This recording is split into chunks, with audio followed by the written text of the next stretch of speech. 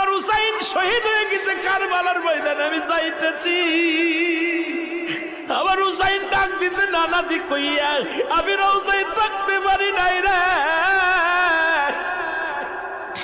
আমি হুসাইনের দেখার জন্য নবীজি রওজা থেকে উঠা গেছি। আলেমরা সর।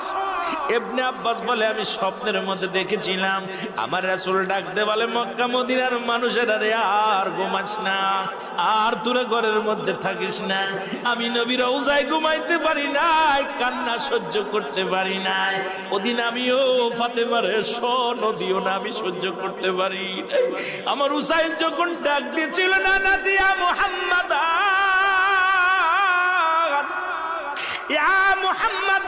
যেদিন ডাক দিয়েছিল রে, সেদিন আমি নবী রওজা থেকে পাগলের মতো উঠে কারবালা পর্যন্ত চলে গিয়েছিলাম।